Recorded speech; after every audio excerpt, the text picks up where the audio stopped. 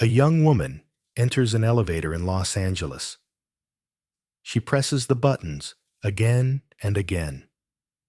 She peeks out, hides, and gestures as if someone or something is out there. Days later, her body is found in the rooftop water tank. What really happened inside the Cecil Hotel?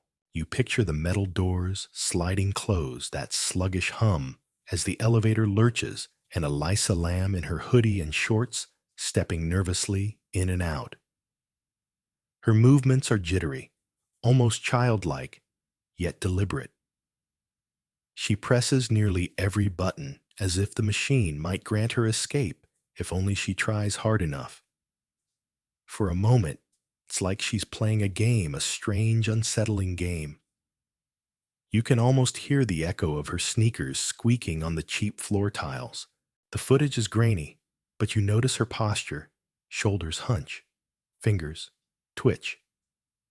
She glances left, then right, then peeks outside like a child convinced a monster waits in the hallway. You wonder, was someone there?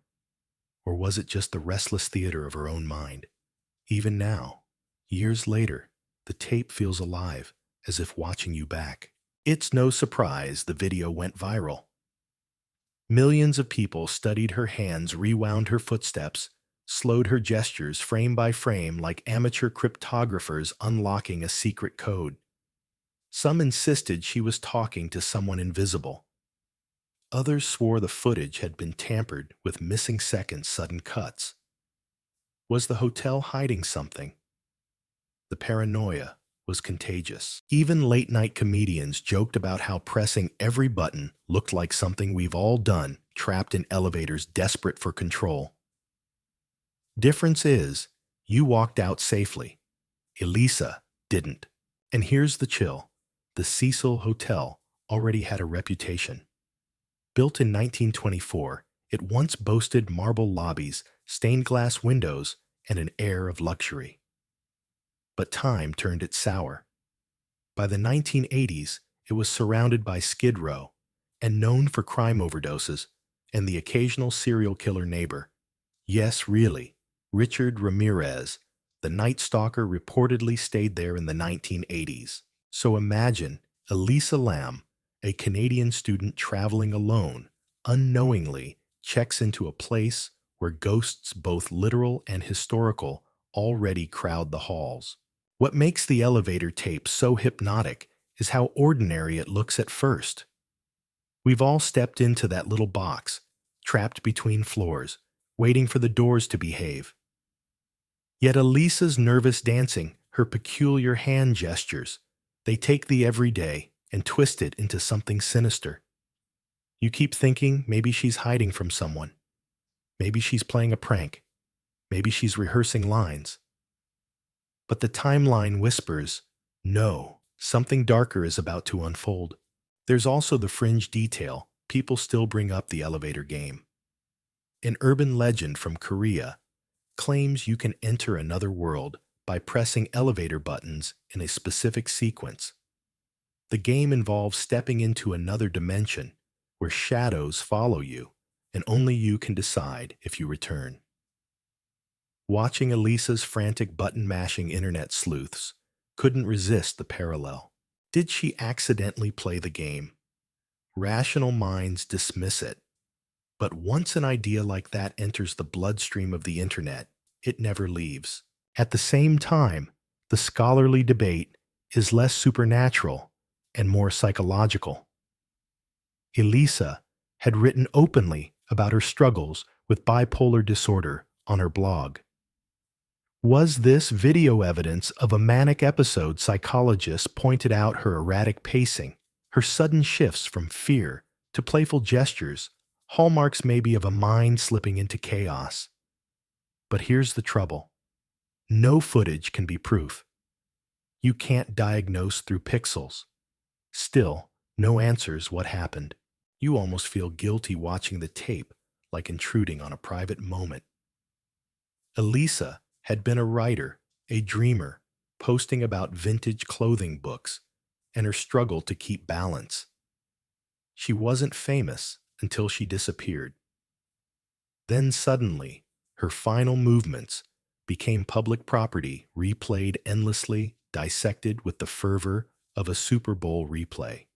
Even today, you can search Elisa Lam elevator and find comment sections alive with debate as if time froze at that metal doorway. And the sensory details haunt you. Imagine the hum of fluorescent light above her, the stale smell of detergent in the air, the faint ding of the elevator trying to obey commands it doesn't understand. She peeks out again, steps back, presses her hands together, like in prayer, then vanishes from the frame. The doors close. The elevator finally moves empty. That's it. That's the whole clip. And yet, it's enough to drag millions of strangers into obsession. It's as if the elevator itself swallowed her spatter out days later into the rooftop tank and left behind a puzzle with missing edges. One historical aside, elevators themselves were once symbols of progress of cities growing taller. In the late 1800s, the first passenger elevators opened up skyscrapers to ordinary people, turning buildings into vertical villages. By the 2000s, though, they were just background noise. No one imagined an elevator ride could become a cultural mystery. But here you are, staring at 20 seconds of blurred footage convinced the answers to life and death are hidden between those doors. And then the quirky detail people forget. The Cecil Hotel's elevators were notorious for misbehaving. Guests complained about buttons sticking doors, refusing to close floors being skipped. What you see in the video, the elevator just sitting there with doors wide open, may not be supernatural at all. It could have just been a stubborn old machine clinging to its quirks like a grumpy grandparent. Still, doesn't that make it worse? That something so ordinary could stage the backdrop for a tragedy.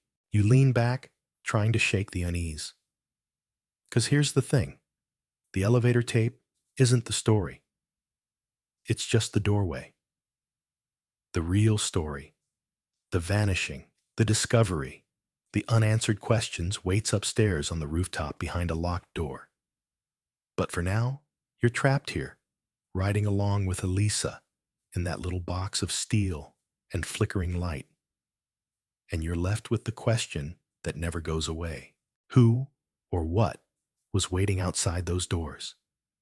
When hotel guests started to complain about low water pressure, no one imagined the horror waiting above their heads. Faucets sputtered, showers trickled, and some guests even noticed the water had an odd taste. Maintenance was sent to the roof. That's when they discovered it. Inside one of the massive water tanks, floating face up, was the body of Elisa Lam. She had been missing for nearly 3 weeks. Now the mystery wasn't just about a strange elevator video. It was about how a young woman ended up in a sealed tank that should have been impossible to access. The details are enough to stop you cold. To reach the tanks, you'd have to climb onto the roof bypass locked doors and haul yourself up a ladder. Then there's the tank itself, a heavy lid, difficult to move, perched atop a structure not meant for visitors. And Elisa Lam wasn't a stunt woman or an escape artist. She was a 21-year-old student on vacation. So how did she get there? The discovery set off a chain reaction of fear and fascination. Guests were horrified. Some packed their bags immediately. Others went to the press sharing stories of foul-smelling tap water and the gut-wrenching realization that they had unknowingly consumed water from the very tank where her body lay. Overnight, the Cecil Hotel's infamy grew. Police scrambled to piece together her final moments. The autopsy report revealed no evidence of physical assault, no traces of street drugs or alcohol. Only her prescribed medications for bipolar disorder were found in her system, and even those weren't at full dosage. That detail alone opened a new debate. Was she taking her meds properly? Could a lapse have triggered erratic behavior? Still, even if she was disoriented, how could she access the rooftop tanks? Security insisted the doors were locked and alarmed. No one could enter without a key. Unless, of course, someone let her in. That possibility turned the spotlight back on hotel staff guests and the idea that someone, maybe more than one person, knew more than they were saying. And the Cecil Hotel wasn't exactly the place to inspire trust. By 2013, it had racked up decades of notoriety. The building had been the setting for suicides, overdoses, and unsolved murders. Some called it cursed. Others said it was simply a magnet for desperation. Serial killers had passed through its doors. Richard Ramirez, the Night Stalker, is said to have returned to his room there after committing brutal crimes. Later, Austrian killer Jack Unterweger stayed there too, allegedly continuing his spree within walking distance of the hotel. Now Elisa Lam's name was being added to that grim history. The theories multiplied like wildfire. Internet forums, podcasts, late-night debates, everyone had a version. Some said she had been murdered and the video doctored to cover it up. Others pointed to paranormal explanations, tying her death to the Cecil's haunted reputation. A particularly bizarre theory linked her case to a tuberculosis outbreak in the area around the same time. The test kit used for tuberculosis, it had the code name Lam Elisa. Coincidence or cosmic joke? For conspiracy theorists, it was proof of something larger, though, of what exactly was always left vague. Meanwhile, her family in Canada faced their grief under a spotlight. They had traveled thousands of miles searching for answers only to return home with questions that still linger. Elisa's blog remained online, her words frozen in time. She had written about her dreams, her battles with depression, her hope to live fully despite her struggles. She had also written about travel, about seeking freedom in new places. The cruel twist was that her dream of adventure had ended in a rooftop tank inside a hotel where freedom seemed impossible. And yet there's one more unnerving detail. The water tank lid, which workers claimed was closed when they found her, was reportedly too heavy for a single person to close from the inside. Could she have lifted it herself? Could she have sealed herself inside? Or did someone help her, and not in the kind way? The official conclusion was tragic, but unsatisfying accidental drowning. Police argued that Elisa, in a state of confusion or mania, made her way to the roof, climbed into the tank, and drowned. Case closed. But to this day, many don't buy it. Because if that's the answer, why does it feel like the story refuses to end?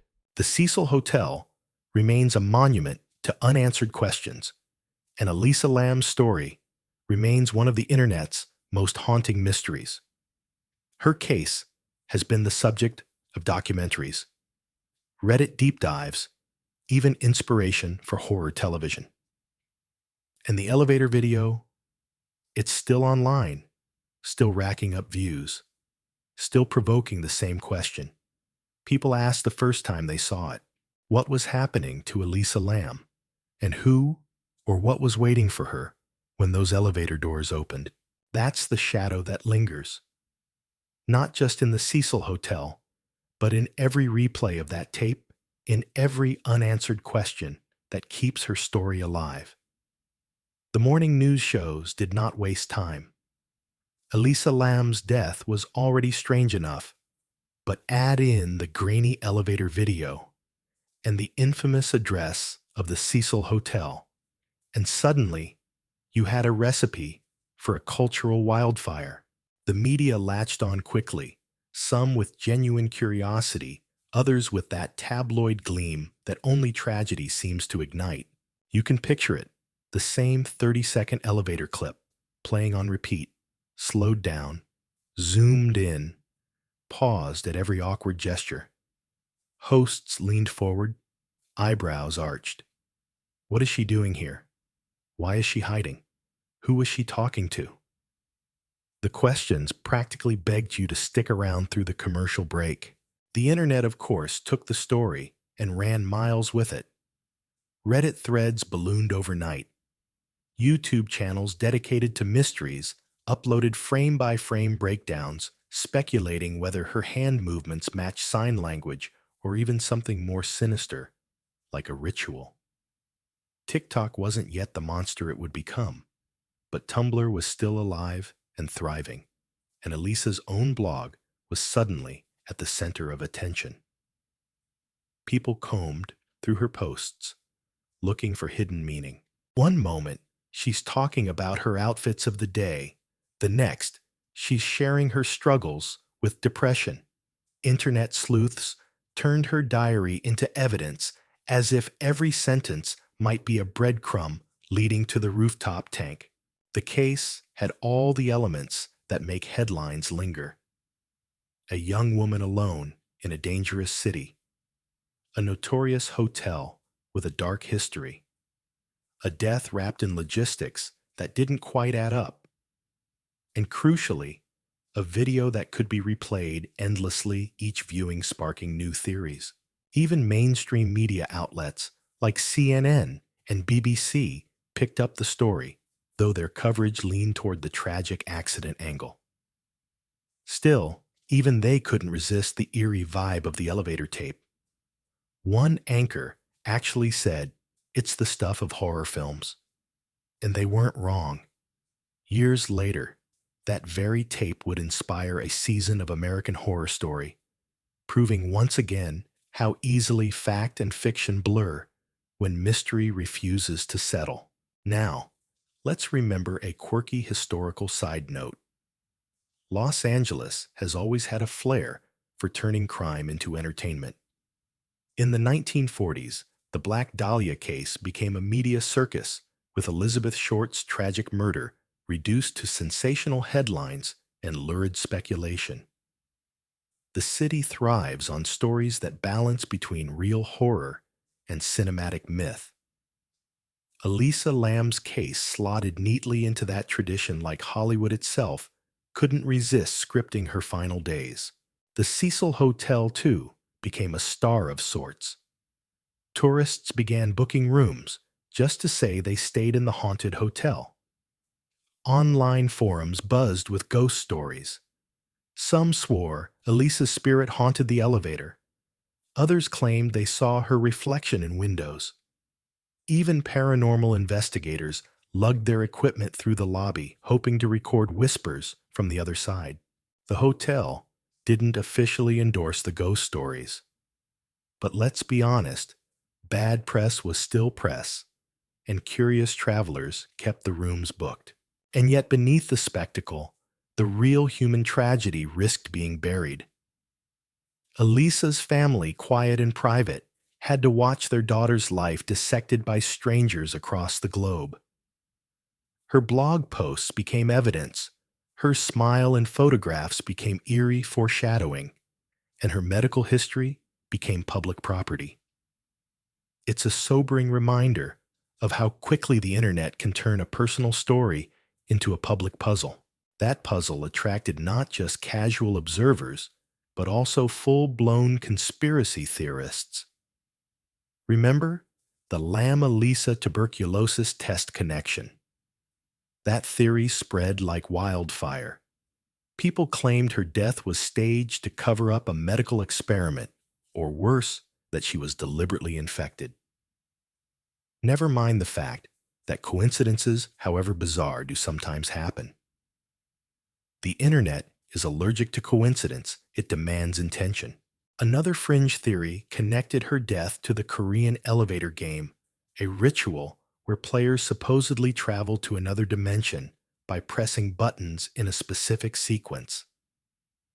Elisa's erratic button pushing in the video seemed to fit the script, at least to those already inclined to believe. Was she playing the game? Was she trapped between worlds? Logical minds scoffed. But late at night, when you rewatch the footage in a dark room, it's not so easy to dismiss the eerie parallels. Meanwhile, academics and criminologists offered more grounded interpretations. They pointed to her bipolar disorder and the possibility of psychosis. Some suggested she was having a manic episode wandering the hotel in confusion. But even among experts, debates raged. Could someone in such a state realistically climb into a water tank and close the lid behind themselves? There were still no clear answers. The frenzy eventually reached a crescendo when Netflix released its documentary series, Crime Scene: The Vanishing at the Cecil Hotel. It gave the case a new wave of visibility, but it also highlighted a darker truth. Internet sleuthing isn't always helpful. Some online investigators went so far as to accuse an innocent musician Morbid of being involved in Elisa's death simply because of his dark lyrics and the fact he once stayed at the Cecil. The accusations derailed his life. It was a harsh lesson in how curiosity can cross into cruelty, and yet people couldn't look away. Even today, type Elisa Lam into a search bar, and you'll be flooded with theories, timelines, and retellings.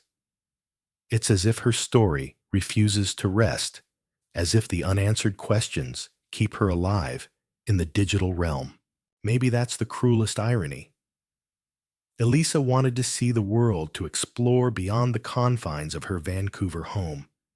She kept a blog sharing her thoughts with strangers, hoping her words might connect with someone out there. And in a way, they did, just not in the way she imagined.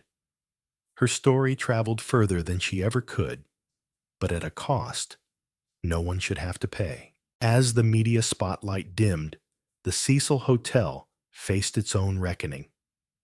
The city of Los Angeles considered shutting it down entirely. Instead, it was rebranded as Stay on Main, a kind of budget hotel-hostel hybrid. But the name change couldn't erase the past. Locals still whispered, tourists still asked for the haunted floor, and the legend of Elisa Lam remained stitched into the building's walls. So here we are, left with a story that resists neat endings. You can call it an accident. You can call it a tragedy. You can even call it a ghost story. But whatever you call it, the feeling lingers, a sense that something's missing, that one crucial piece of the puzzle remains hidden. And maybe that's why you're still here listening, imagining the hotel's silent hallways, the hum of old pipes, and the heavy stillness of a rooftop at night. What really happened inside the Cecil Hotel? That's the question no headline ever truly answered. There's something unsettling about stories that don't resolve neatly. We like our mysteries tied up with a bow, villains' unmasked motives explained. But Elisa Lam's case resists that. For every fact, there's a shadow. For every explanation, a counter-argument. Consider the water tank itself. The official account says she climbed inside, slipped and drowned. Simple enough until you imagine the logistics. The tanks were tall, the ladders steep, the lids heavy. Workers themselves described it as awkward to get in even with equipment. Could a young woman in distress really manage it alone? And if so, why? Even the coroner's report leaves questions. No drugs, no alcohol, nothing sinister in her bloodstream. Just her prescribed medications, though not at consistent levels. Enough doctors said to indicate she might not have been taking them properly. Enough to open the door to hallucinations, paranoia, or mania. A clinical explanation, but one that feels hollow when set against that haunting video. And the Cecil itself, an accomplice of sorts. Its history looms so large it almost overshadows the woman at its center. Richard Ramirez, the Night Stalker, once called it home. Jack Unterweger, the Austrian serial killer, stayed there too. Suicides, overdoses, unsolved deaths. The building seems to swallow sorrow whole. Locals joked about its curse. But is it a curse or just coincidence born from cheap rent and a dangerous neighborhood? What makes Elisa's story different is the footage.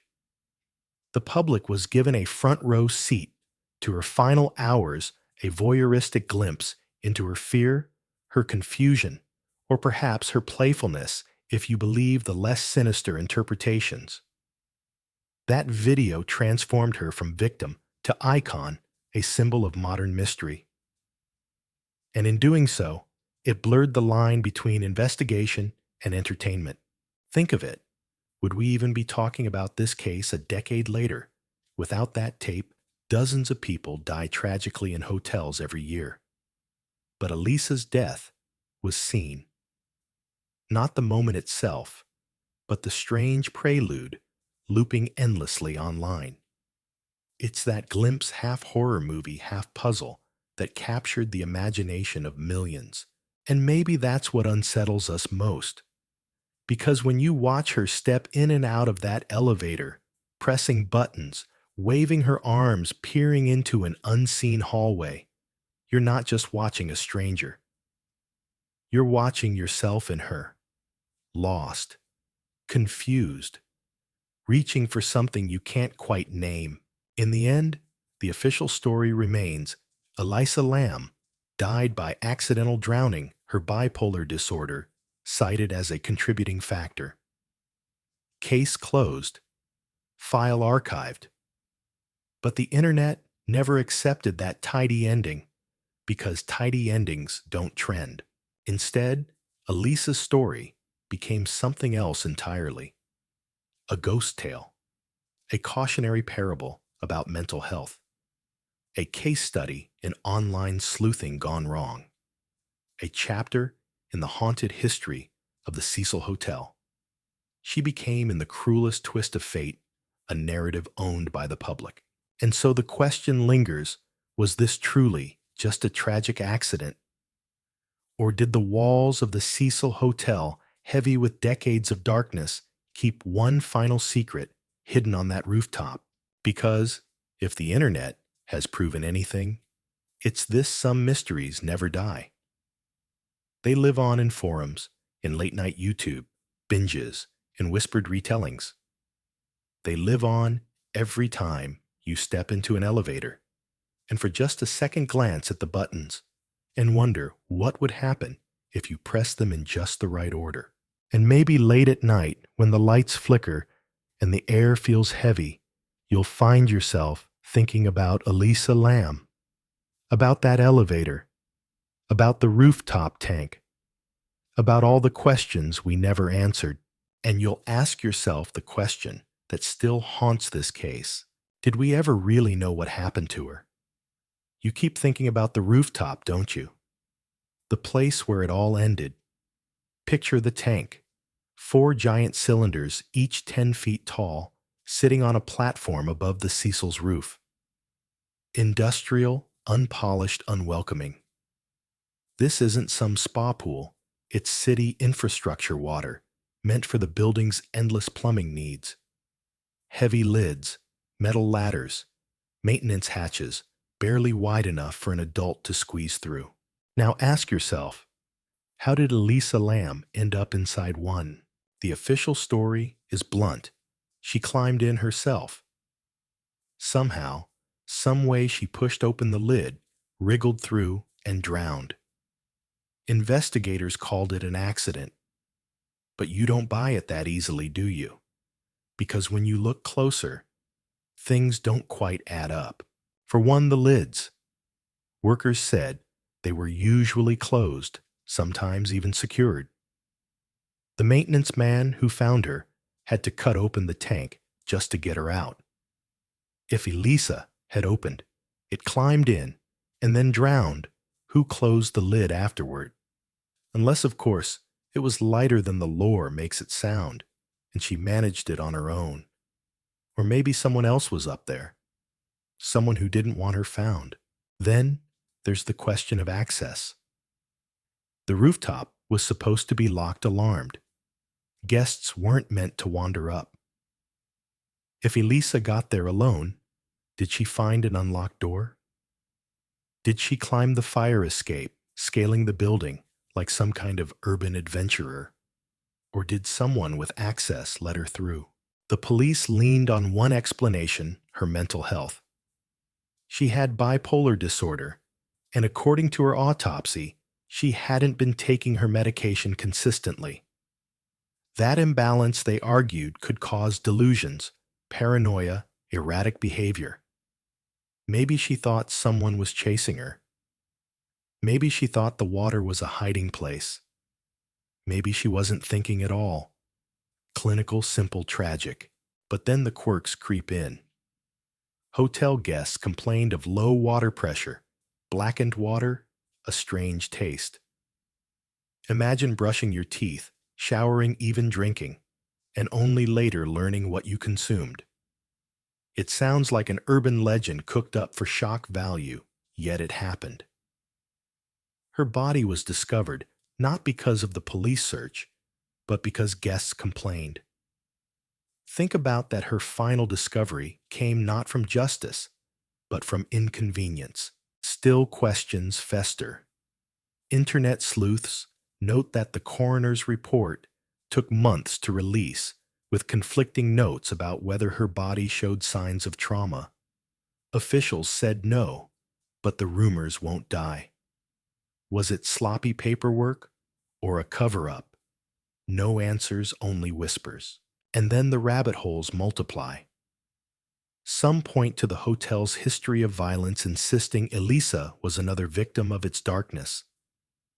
Others point to fringe theories: Elisa as a pawn in some bizarre experiment, or her death tied to the tuberculosis outbreak in Los Angeles at the time, whose test name, Lam Elisa, eerily echoed hers. Coincidence, of course. But it's the kind of coincidence that feeds fires online. Meanwhile, the rooftop water tanks remain silent and indifferent, looming like giant tombstones over the city.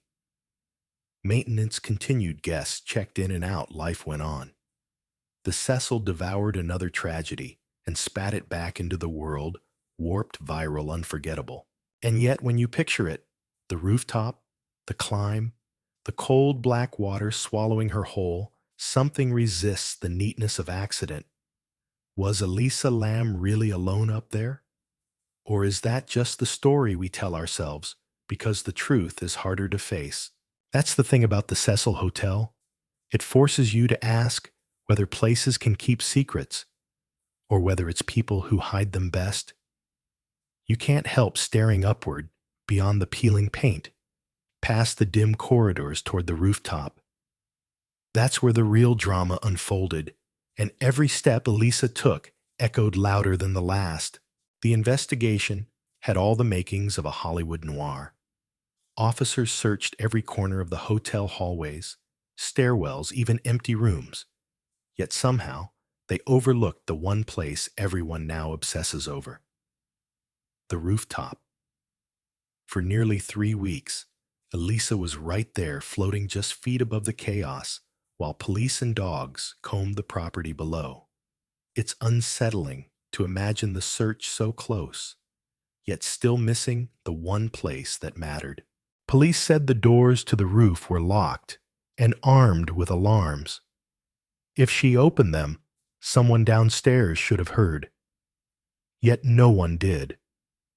Was the alarm broken? Or was there another way? Like the fire escape clinging to the building's side like a metal ladder to the sky. Picture her climbing in the night, the city buzzing far below. One wrong move, and she wouldn't need a tank to drown. And then there were the tanks themselves. They stood tall and heavy like metallic sentinels guarding the skyline. The maintenance man who found her said the hatch was open, but earlier reports claimed it was closed. Which version do you believe?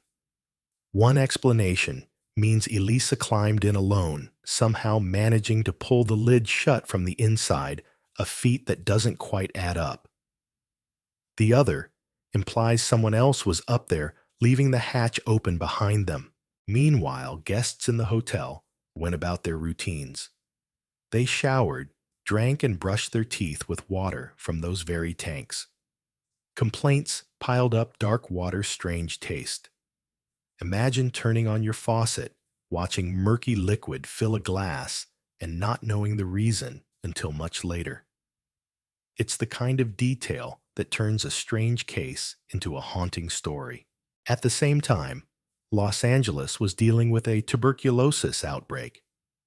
And in one of those bizarre coincidences that feel scripted, the test for that strain of TB was called Lam Elisa.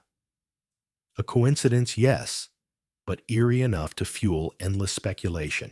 Months later, the autopsy report finally came out. The conclusion? Accidental drowning. No drugs, no alcohol, no evidence of assault. Just tragedy.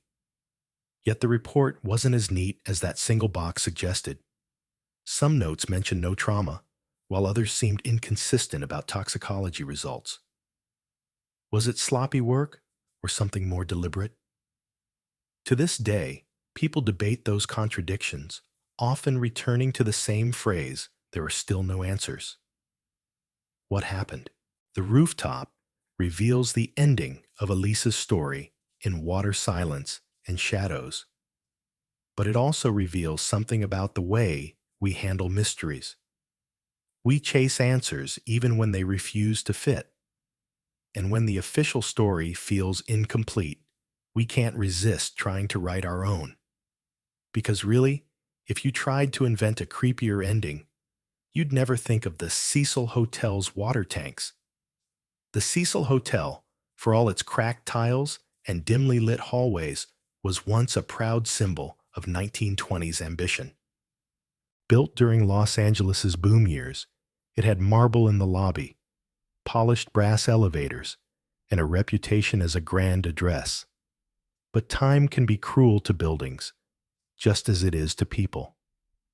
By the 1950s, as the city shifted west and glamorous hotels sprouted in more fashionable districts, the Cecil found itself surrounded not by Hollywood hopefuls, but by the grittier pulse of Skid Row. Thousands of people lived in crowded missions and shelters nearby, and the hotel's clientele changed accordingly. Rooms became cheap long-term residents, filled the floors, and the once sparkling lobby turned into a backdrop for stories darker than any its architects could have imagined. It's hard to think of another building that collects so many headlines for tragedy. A woman leaping from the 9th floor in 1962. A serial killer who stayed there in the 1980s. And those are just the ones reporters bothered to write down. You can still find lists, online macabre roll calls of who died, how they died, and what number floor they lived on. Yet the hotel continued to rent rooms. Guests kept arriving, drawn by the low nightly rates, sometimes unaware of the history that hung over the place like heavy velvet curtains. Elisa checked in during one of the building's transitional periods. Management was trying to split the property into two identities. Stay on Main, a budget hostel on the lower floors, and the old Cecil, where permanent tenants lingered upstairs. The strategy was supposed to make younger travelers feel safe while still keeping the long-term boarders who paid month after month. But walls and branding can only disguise so much. The plumbing was shared.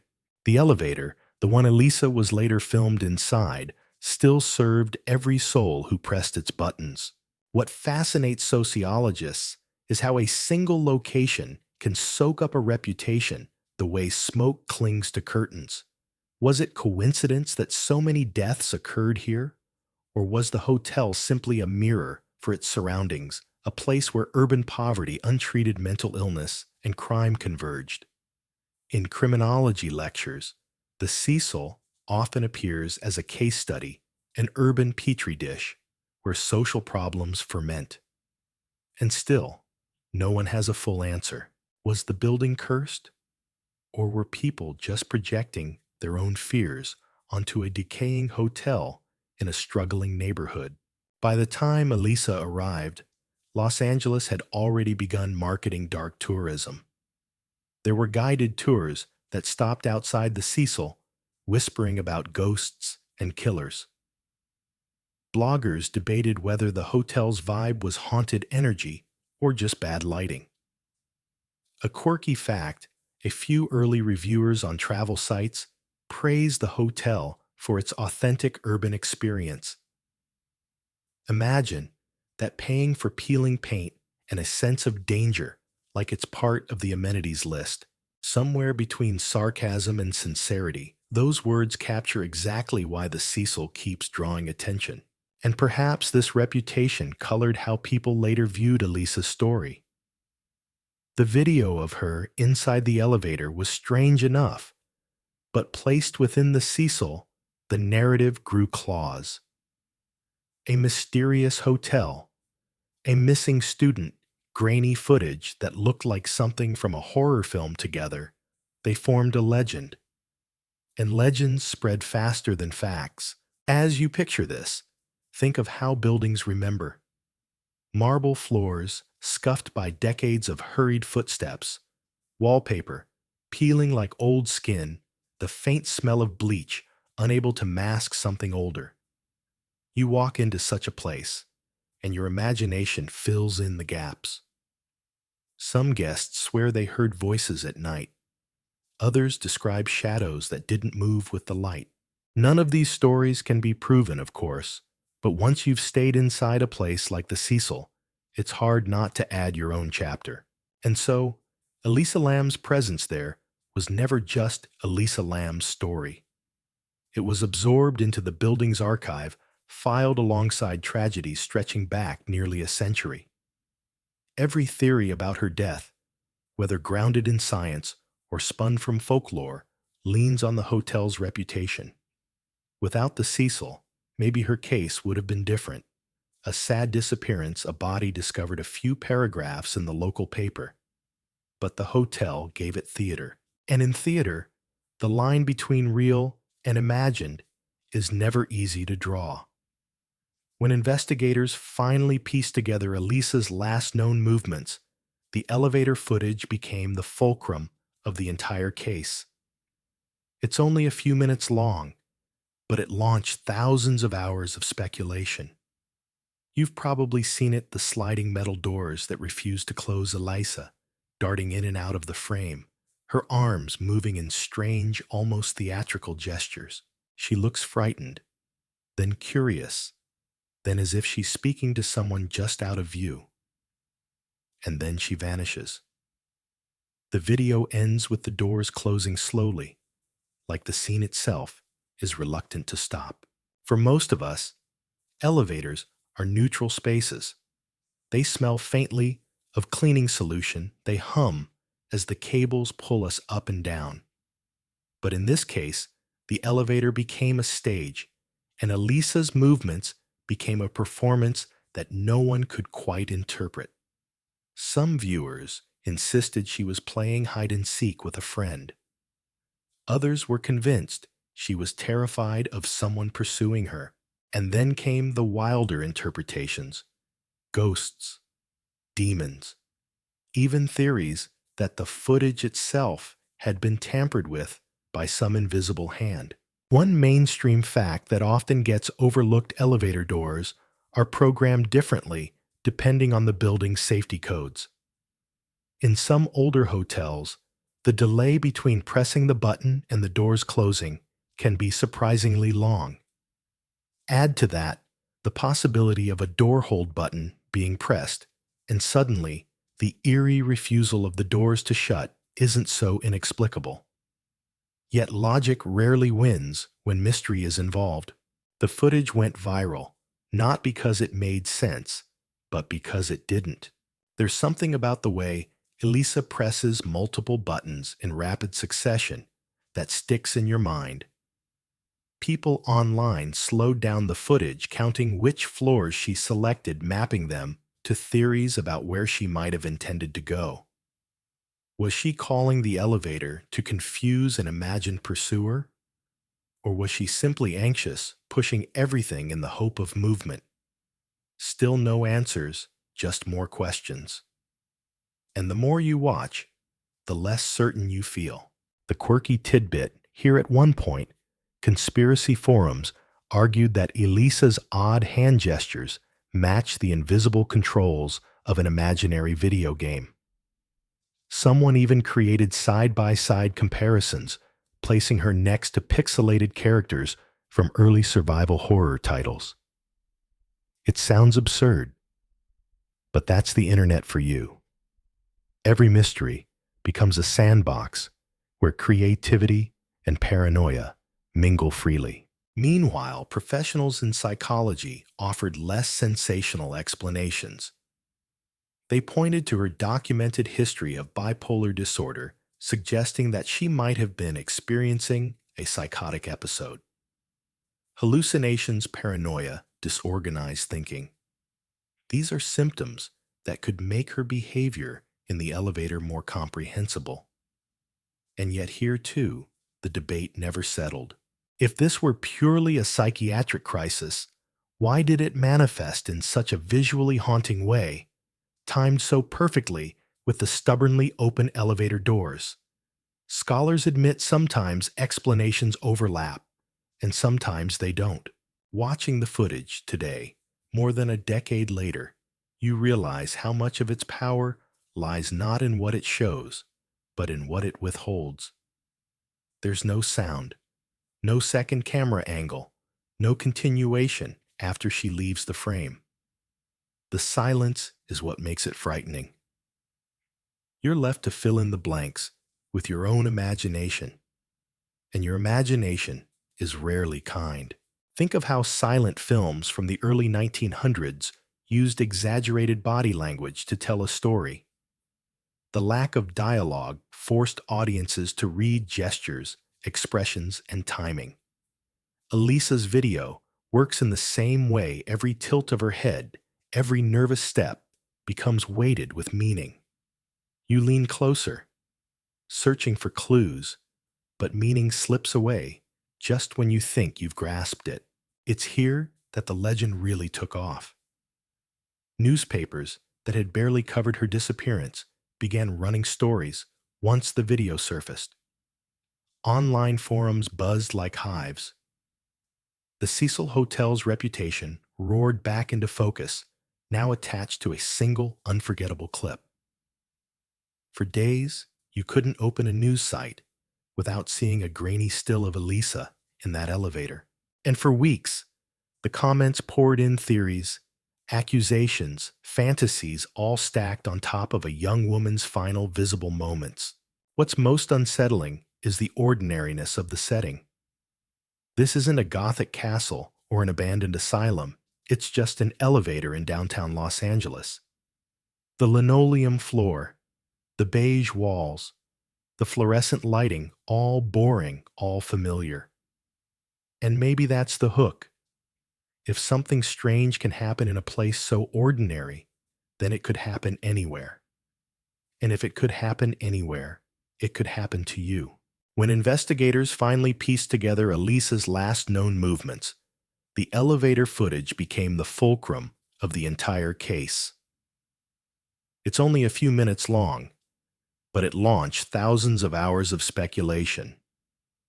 You've probably seen it: the sliding metal doors that refuse to close, Elisa darting in and out of the frame, her arms moving in strange, almost theatrical gestures. She looks frightened, then curious, then, as if she's speaking to someone just out of view.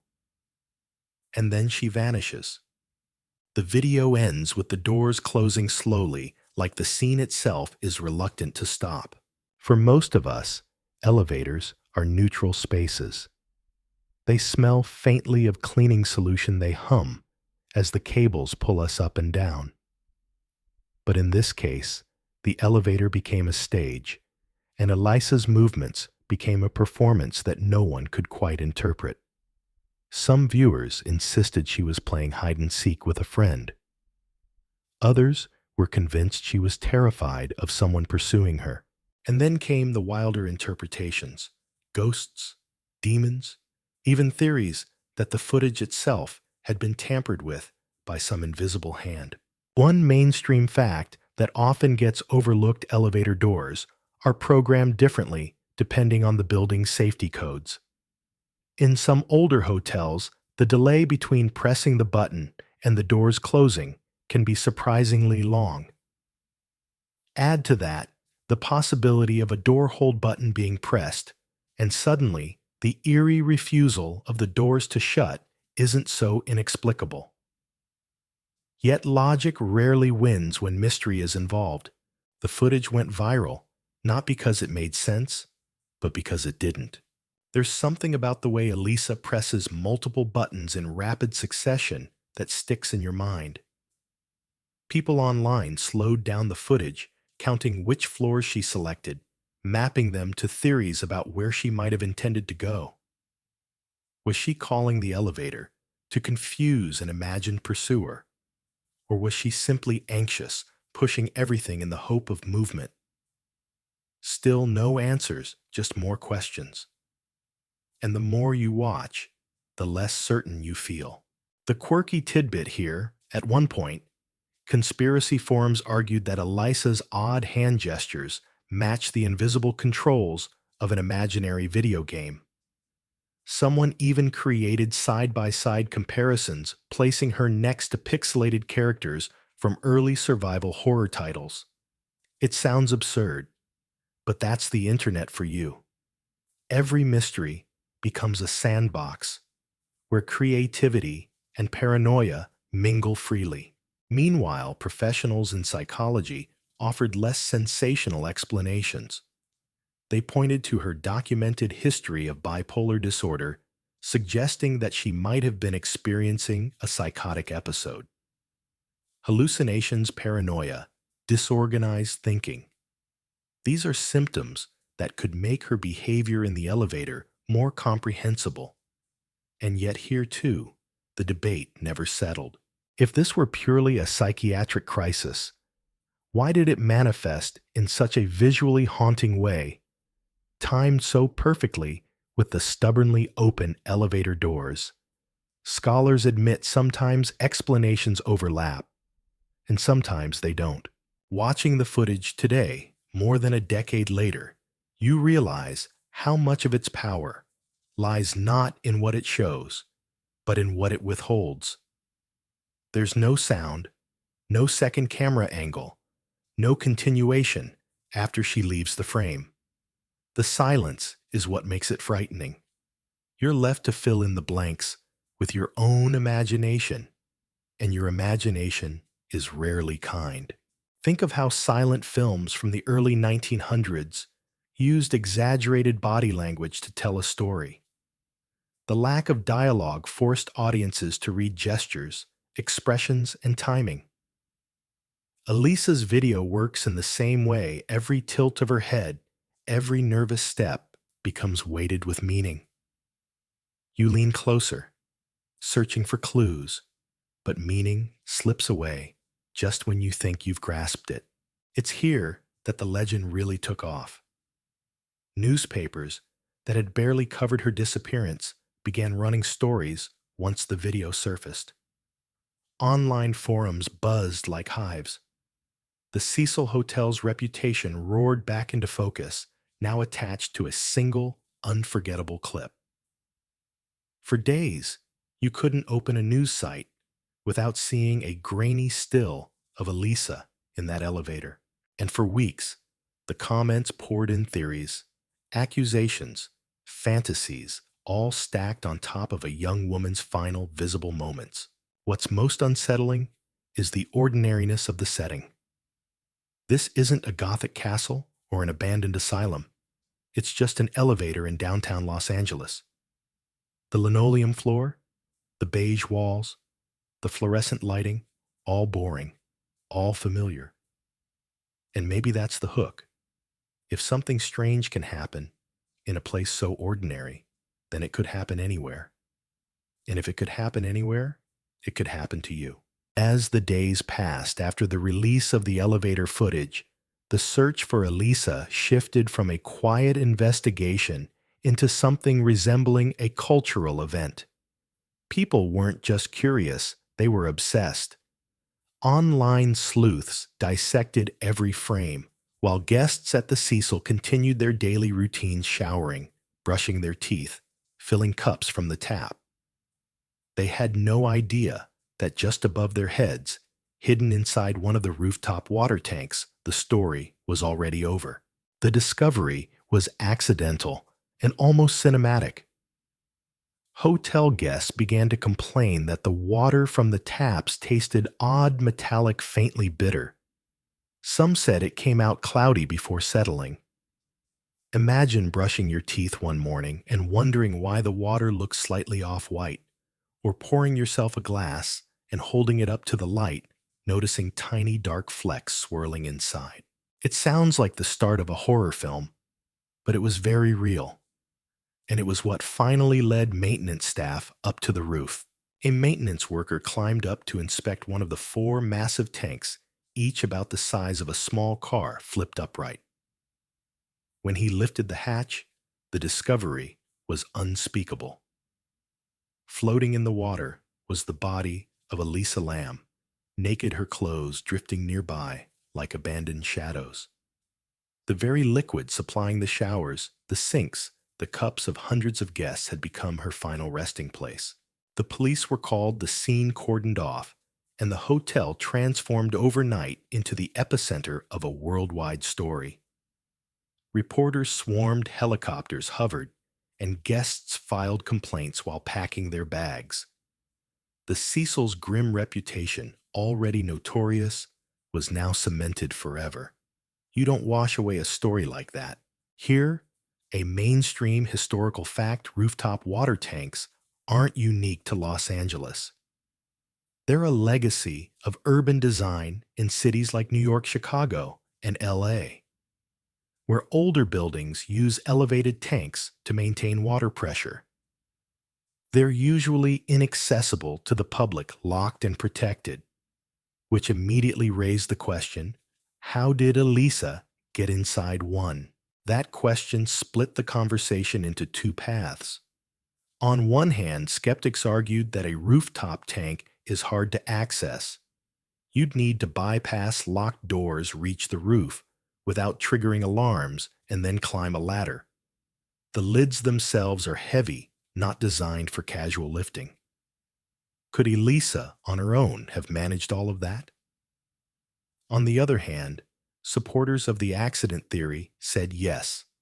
Adrenaline, determination, or disorientation can push someone to feats of strength and persistence, but still no clear answers. The quirky tidbit urban legend quickly turned the water tank into something more symbolic than real. Online forums nicknamed it the Black Cauldron, and horror writers described it as a modern well of lost souls. Someone even claimed that the entire situation mirrored a plot point from a Japanese horror film called Dark Water, where a young girl's body is found in a water tank atop a building. Coincidence? Probably. But the imagery was too strong to ignore.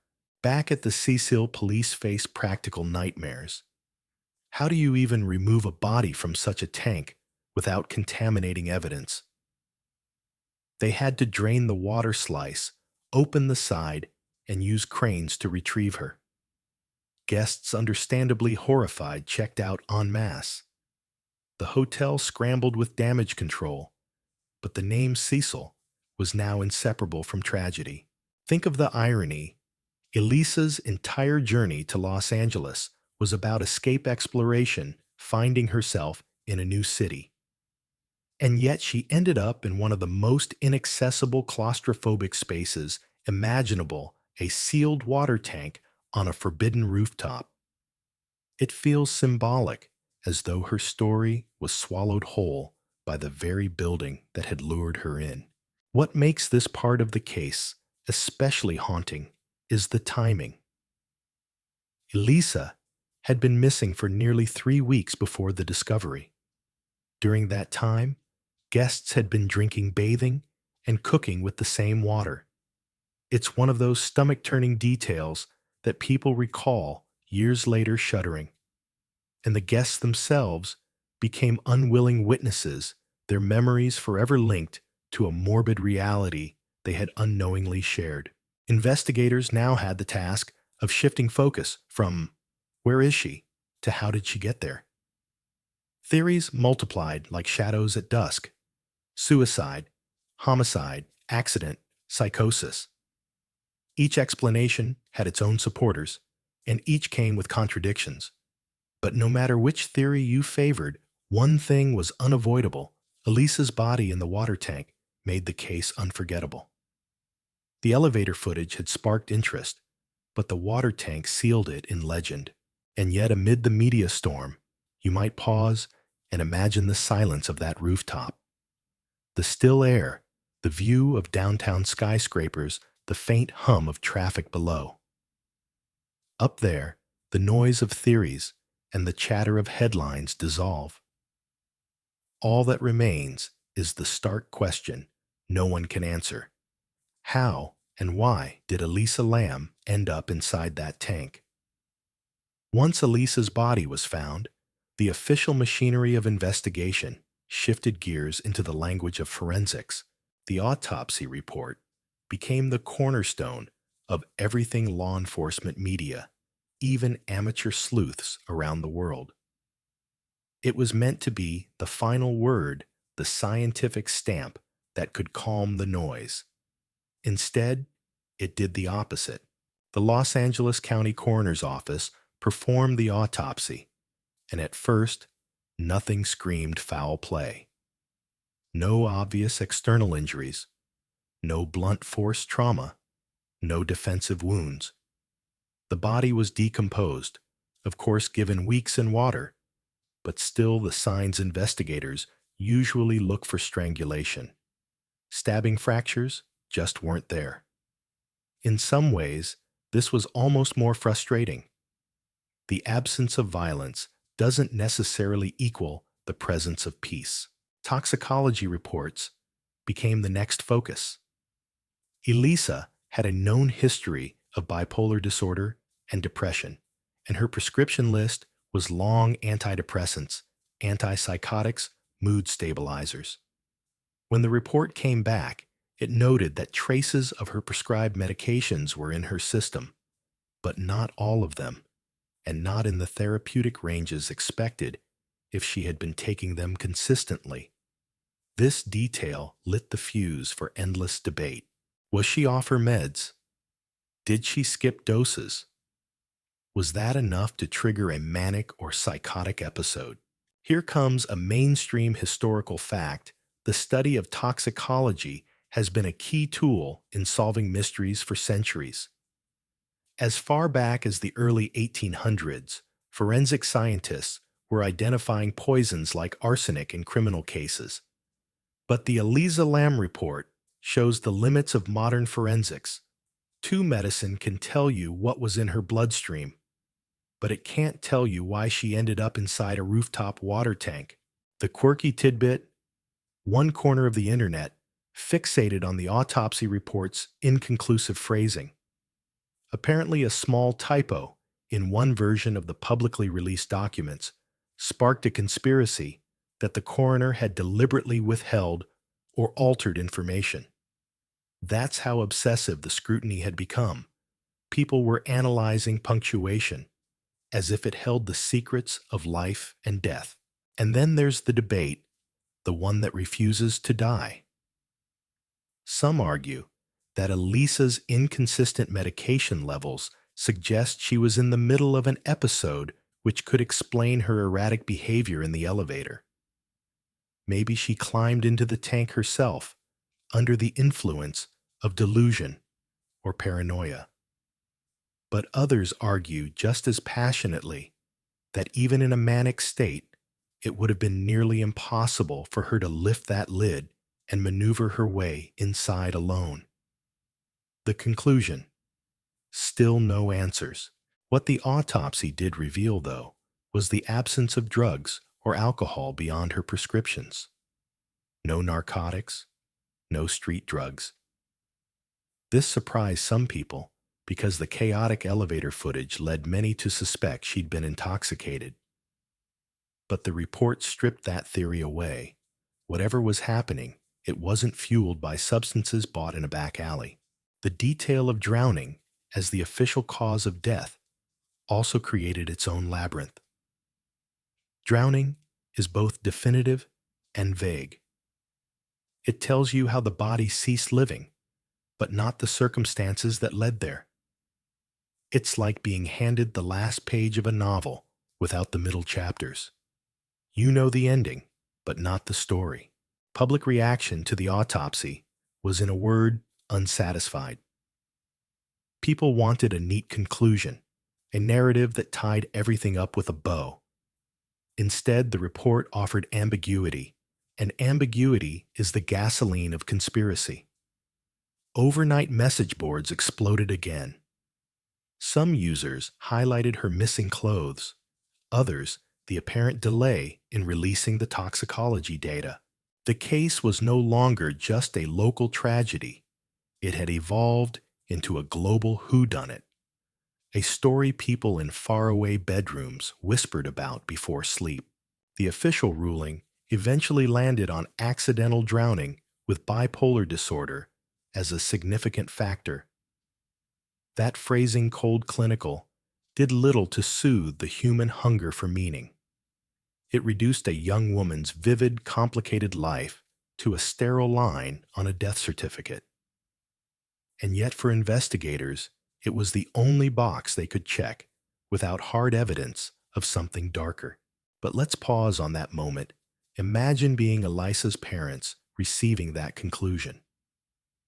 After weeks of searching, days of hope stretched thin, and the tidal wave of media frenzy, the explanation you're given is accidental drowning. It doesn't answer the late-night questions that claw at your mind. It doesn't explain the elevator, the roof, the tank. It's a clinical period placed where you needed a full paragraph. So the autopsy, rather than closing the story, cracked it wider open. Science had spoken, but the story remained slippery. Facts exist, yes, but the interpretation of those facts, that's still up for grabs. And maybe that's why we're still talking about Elisa Lam years later, still caught in the undertow of unanswered questions. Once the official ruling came out, the case should have begun to fade. That's usually how it goes. News cycles move on, the headlines shift, the cameras turn to fresher tragedies. But not here. Elisa's story dug its hooks into the internet, and what came next was less a wave of interest than a hurricane. You find yourself scrolling late at night, the glow of your phone painting your face in the dark. The forums are buzzing. YouTube thumbnails scream with red arrows and question marks, and entire Reddit threads sprout like weeds. Everyone has an opinion. Everyone has a theory. And the more people dissect the case, the stranger it seems to become. Conspiracies grew like wildfire. Some focused on the video, pointing to what they swore were shadows in the corner movements too quick to be human, or the deliberate blurring of timestamps. Others latched onto the idea of a cover-up. Perhaps hotel management knew more than they let on, or maybe law enforcement cut corners. A mainstream historical fact fits here. Conspiracy theories are nothing new. After the assassination of John F. Kennedy in 1963, polls showed a majority of Americans believed there was more to the story than the official lone gunman conclusion. People crave complexity where institutions offer simplicity. Elisa's case became a modern echo of that pattern. Meanwhile, a quirky tidbit bubbled up from the online frenzy. Some internet sleuths noticed that the Cecil Hotel had once hosted Richard Ramirez, the infamous Night Stalker serial killer. They wove elaborate theories that the hotel carried a curse, a residue of evil that pulled Elisa into its orbit. Others went even further, suggesting supernatural forces, ghosts, demons, or dark rituals were at play. The hotel's grim history acted like dry tinder, and Elisa's tragedy struck the match. But within the noise was also something darker, the targeting of innocent people. One of the most painful examples was a musician named Morbid, a metal artist from Mexico, who had once stayed at the Cecil. Because his music videos featured gothic imagery, and because of the timing of his visit, internet sleuths began accusing him of involvement in Elisa's death. He had nothing to do with it, but the online mob harassed him relentlessly, damaging his career and his mental health. It's a chilling reminder of how conspiracy culture can destroy real lives in pursuit of imagined villains. And still the debates circle endlessly. Was it mental illness alone? Was there foul play by staff or guests? Did the police stop digging too soon? Or was something paranormal weaving its fingers through the halls of the Cecil? The question keeps dangling, always just out of reach. Still no answers. What happened? There's also the curious case of synchronicity that conspiracy hunters adore. Around the same time as Elisa's death, there was a tuberculosis outbreak in Los Angeles, and the name of the diagnostic test used was bizarrely Lam Elisa. For those already deep in rabbit holes, this was proof of cosmic connections or evidence of government experiments. For scientists, of course, it was just an acronym standing for lipoarabinomannan enzyme-linked immunosorbent assay. But you can't explain away coincidence to someone convinced it means destiny. The online storm turned Elisa's case from a personal tragedy into an international urban legend. Her story was shared in every language, dissected on podcasts, dramatized in TV specials, and retold with endless variations. In many ways, it became less about Elisa herself and more about what people projected onto her. Their fears of being alone in a strange place, their distrust of institutions, their fascination with mysteries that refused to close neatly.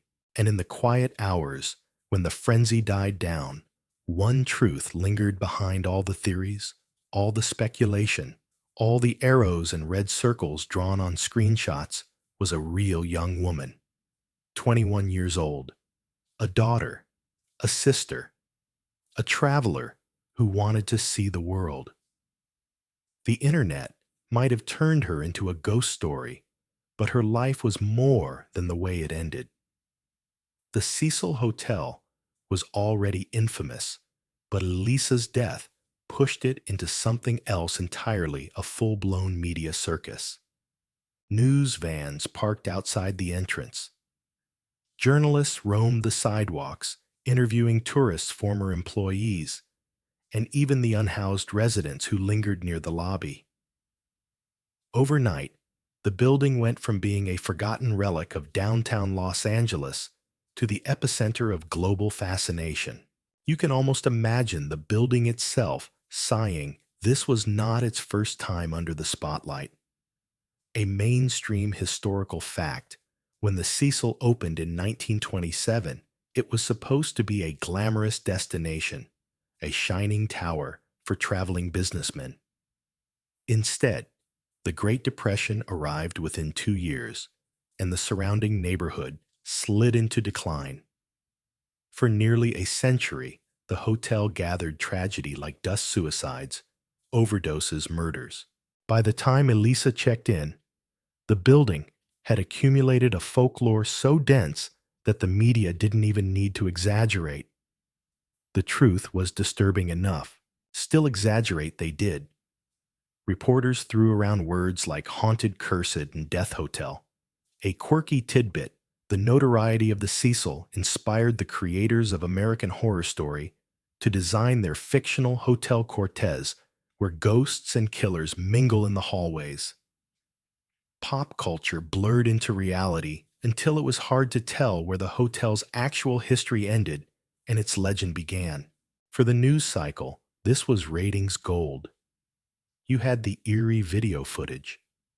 You had the rooftop water tank. You had the hotel with its sinister past. And you had the internet churning out speculation at a pace no newsroom could keep up with. The story had every ingredient for obsession, but obsession has consequences. Business at the Cecil did not collapse the way you might expect. In fact, for a while, it spiked. Dark tourist people, fascinated with sites of tragedy, began booking rooms, sometimes even requesting the same floor where Elisa stayed. The neighborhood, once dismissed as dangerous, suddenly became a pilgrimage site for the curious. Still, no answers. What happened? But in the meantime, Instagram feeds filled with photos of the grimy lobby and cracked neon sign. Meanwhile, hotel staff found themselves under suspicion. Some conspiracy theorists argued the hotel must have been complicit, that no one could end up in a rooftop water tank without help. Former employees faced uncomfortable questions their private lives picked apart on forums. For them, the circus never really ended. The building's past crimes and Elisa's death fused into a permanent stain. The media's frenzy reached a crescendo when streaming platforms began producing glossy documentaries. Some tried to present a balanced view, blending mental health awareness with true crime intrigue. Others leaned heavily into dramatization, complete with ominous sound effects and shadowy reenactments. If you binge watch them, you might notice a cycle, the same facts, the same video clip, the same questions replayed again and again, like an unsolvable riddle. And there's something familiar in that loop. Think about the Lindbergh kidnapping in the 1930s, or John Benet Ramsey in the 1990s cases that never fully closed in the public mind. Elisa's story entered that lineage, a media creation as much as a mystery, a narrative that kept feeding itself, because closure was the one thing it refused to offer. Here's where the circus feels cruel. The more the cameras rolled, the more Elisa herself faded into the background. She became the girl in the elevator video or the body in the water tank. Headlines stripped her of her full humanity, reducing her to a symbol of the hotel's darkness. Yet she had dreams, anxieties, and blog posts filled with the voice of a young woman navigating adulthood. Those details were quieter, less marketable. Quirky internet culture added another layer: memes. Yes, even this tragedy was folded into the online joke machine. Some users mocked the elevator footage with remixes splicing in dancing ghosts or cartoon villains. Others turned the hotel into a backdrop for horror game mods. Humor may have been a coping mechanism, but it also blurred the line between empathy and exploitation. By now, the Cecil was practically a character in its own right, a building with scars starring in news specials, horror shows, and ghost tours. And like all characters, it could be cast as villain-victim or both. The truth, concrete, bureaucratic dull, is that it was just an old hotel with bad management and worse luck. But try telling that to an audience hooked on chills. The circus didn't solve anything. It didn't bring clarity to Elisa's final moments. It didn't answer the endless what-ifs about how she reached the roof, or why she moved the way she did in the elevator. If anything, the attention only added new layers of noise, more voices, more theories, more static. And yet, even as the cameras moved on to fresher mysteries, the Cecil Hotel stood there, still a looming reminder of how spectacle and tragedy intertwine. After the storm of media coverage, something strange began to happen. The Cecil Hotel was no longer just a backdrop to Elisa Lam's death. It became a destination. What had once been a decaying budget hotel in Los Angeles transformed into a kind of modern pilgrimage site for the curious, the thrill seekers, and the morbidly fascinated. Tourists from around the world began booking rooms, sometimes insisting on staying on the very floor Elisa had occupied. Travel blogs and YouTube vlogs popped up with titles like Spending the Night at the Elisa Lam Hotel or Exploring LA's Most Haunted Building. The Cecil was now part of the growing industry of dark tourism, the business of visiting sites associated with tragedy, violence, or death. Guided tours of downtown Los Angeles even started including the Cecil on their itineraries. The stops came with rehearsed scripts. Here's the hotel where Elisa Lam disappeared. Buses would unload passengers who craned their necks at the cracked neon sign, snapping photos like it was Disneyland for nightmares. Inside, the hotel's management tried to sanitize its image. At one point, the building was rebranded as Stay on Main, complete with fresh paint and a separate entrance. But the new name couldn't erase the old legend. Guests didn't come for the budget beds or central location. They came for the shadows. Online communities fed the obsession. Reddit threads debated every angle of the case, often circling back to the same unsolved questions. How did Elisa reach the roof?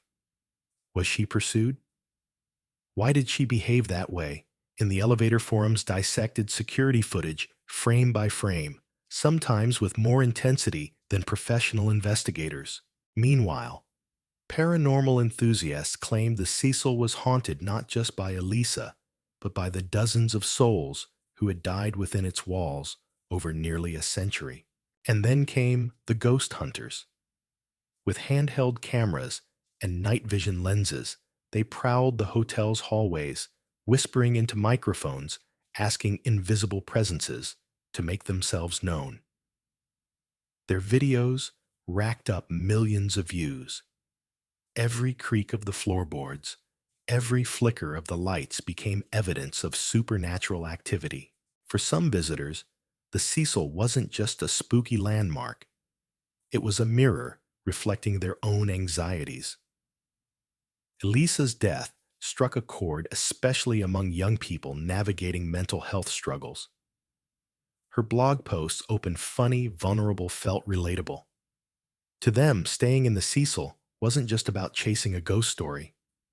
It was about connecting with a narrative that was painfully human. But that raises a question. Where is the line between remembrance and exploitation? Hotels thrive on bookings. Tour guides thrive on ticket sales. Content creators thrive on views. Elisa's tragedy had become part of a marketplace. Her name, her face, and her story became currency in the economy of attention. The irony. For all the fascination, the hotel itself was deeply unpleasant. Guests complained of broken elevators, foul odors, and paper-thin walls. Some described the stay as less spine-tingling and more squalid. One reviewer bluntly wrote, "This isn't haunted, it's just gross." Yet the complaints didn't stop the bookings. The myth was stronger than the reality.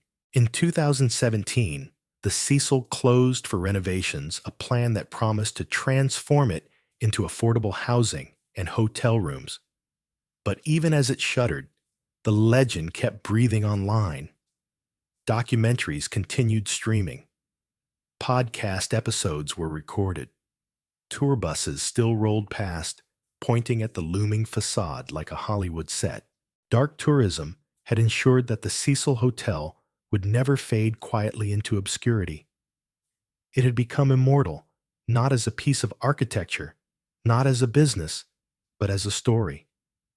And in that story, Elisa Lam's mystery remained at the center unsolved, fueling the curiosity of everyone who looked up at the building and asked themselves the same haunting question: what really happened there? If you peel away the legends, the theories, the ghost stories, and the YouTube noise, you're left with something less glamorous but more essential: the police files. The LAPD's official investigation into Elisa Lam's death was supposed to bring clarity. Instead, it brought more questions. Questions that continue to hover over the case, like smog over downtown Los Angeles. From the very beginning, investigators were dealing with what they themselves admitted was a challenging scene. Elisa's body was found after nearly 3 weeks in water, a factor that complicated almost every aspect of the forensic process. Fluids had leached away, clothing fibers were saturated, even basic toxicology became muddled. Still, the police pressed on conducting interviews, combing through Elisa's possessions and reviewing hours of surveillance video from the hotel. The elevator footage was, of course, their centerpiece. Detectives studied it just as obsessively as the internet would later. They slowed it down, played it on loop, and compared her movements against typical elevator malfunctions. Yet they could never pinpoint what exactly she was responding to. Was there someone just out of view, or was she reacting to her own inner state? The footage remained maddeningly ambiguous. Investigators also examined the rooftop. To reach the water tanks, Elisa would have needed to bypass locked doors and climb a ladder to the top of a tank that stood taller than most people. Some officers speculated she had accessed the area through an emergency exit door, but those doors were supposed to be alarmed. And yet no alarm had been reported on the night she disappeared. Another riddle. The autopsy report released months later offered conclusions that felt less like answers and more like a shrug. The cause of death was listed as accidental drowning. No evidence of physical assault. No traces of illicit drugs. Just prescribed medications for bipolar disorder in her system, but not all of them at therapeutic levels. The implication? Maybe she hadn't been taking her meds consistently, but that only deepened the debate. If she had missed doses, did that mean she suffered a severe manic or psychotic episode? And even if she had, how does that explain the logistics of climbing into a sealed water tank? How does that explain the closed lid? These inconsistencies were not lost on the public or on some of the officers themselves. What's interesting is how the case highlighted the limitations of modern policing. With all their tools, with their labs and experts, the LAPD still found themselves cornered by unanswered questions. This was the digital age and era where almost everything is surveilled, tracked, or time-stamped. And yet here was a young woman in the heart of Los Angeles, vanishing into thin air for nearly 3 weeks, only to be discovered by accident when guests complained of foul-tasting water. It also forced the department into an awkward position with the media. Reporters swarmed them, demanding updates, pressing for explanations, even speculating aloud during press conferences. The LAPD's answers were careful but unsatisfying. They couldn't confirm a crime, but they couldn't rule one out either. That gray zone frustrated everyone. The most unsettling part is that officially the investigation is closed. The file is complete. There are no suspects, no pending leads, no new DNA tests waiting in a freezer somewhere. From a bureaucratic standpoint, the case is finished. But from a human standpoint, it feels like anything but. Even now, scholars who study forensic science and criminology use the Elisa Lam case as a teaching tool. They ask students, what does evidence really tell us? How much can we infer from silence, from absence, from ambiguity? The debates are open-ended and the answers are slippery. Meanwhile, the public distrust in institutions grows when cases like this end with a neat stamp that says accident.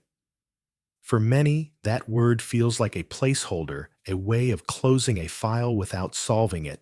And maybe that's the haunting truth here. Law enforcement could gather data, analyze footage, test fluids, and write reports. But in the end, they couldn't explain what happened in the elevator. They couldn't explain how Elisa got into the tank.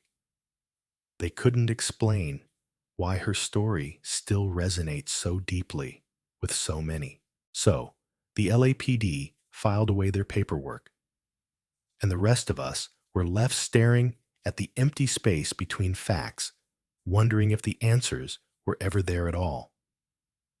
You could almost argue that Elisa Lam's death mattered less to the world than what came after.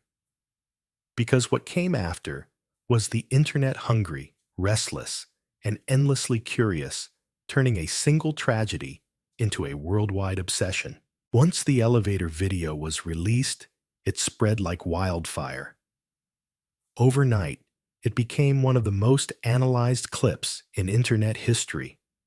Forums dissected every frame, claiming to see hidden figures or ghostly shadows.